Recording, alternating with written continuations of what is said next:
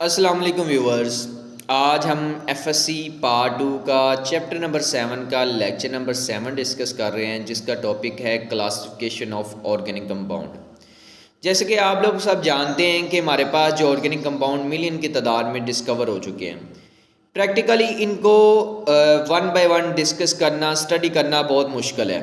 तो इसलिए इनके हम लोगों ने ग्रुप्स और सब ग्रुप्स बनाए हुए हैं ताकि इनको लर्न करना ईजी हो।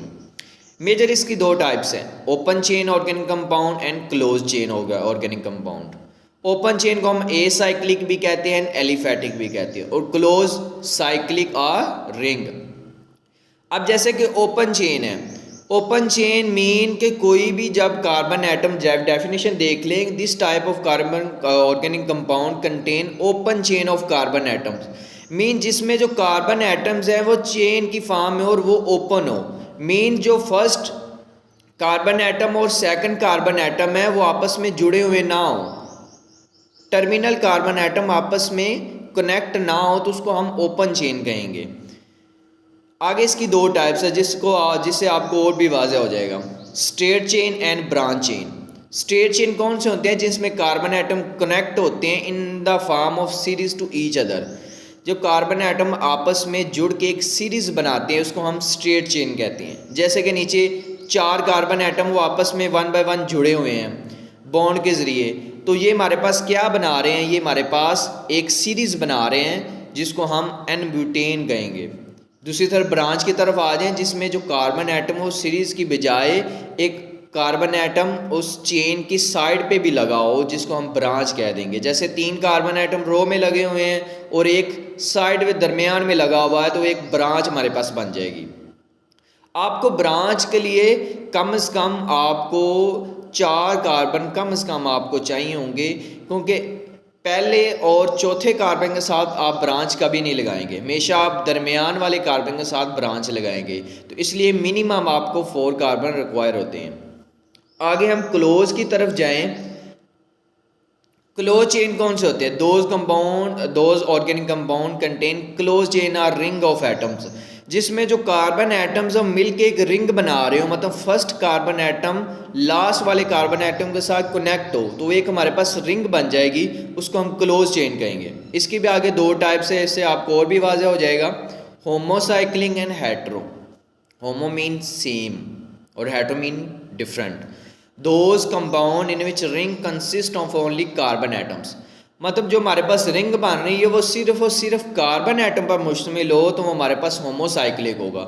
जैसे नीचे देखें साइक्लोब्यूटेन है, जिसमें आप देखें 4 हमारे पास कार्बन है और इसके अलावा और कोई हमारे पास एलिमेंट नहीं है, तो हमारे पास ये होमोसाइक्लिक होगा। दूसरी तरफ आ जाए हाइड्रो में, क्या होता है, इसमें कार्बन एटम जो होते हैं, जो रिंग होती है वो more than one kind of atom पर मुश्तमिल होती है।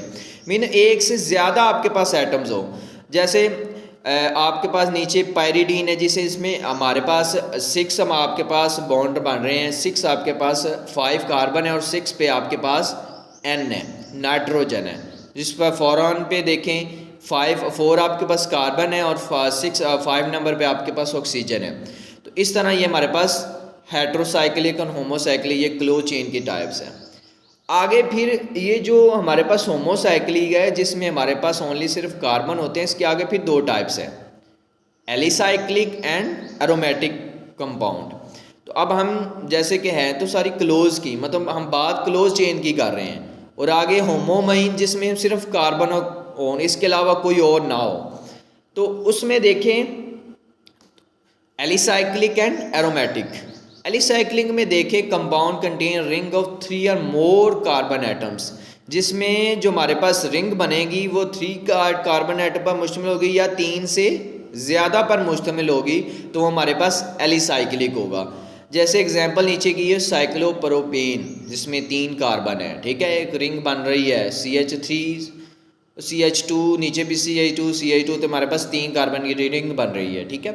इधर साइक्लोपेंटेन आ जाए, 5 कार्बन वाली रिंग बन रही है, मीन जिसमें हो कार्बन के सारे मगर 3 या 3 से ज़्यादा हों।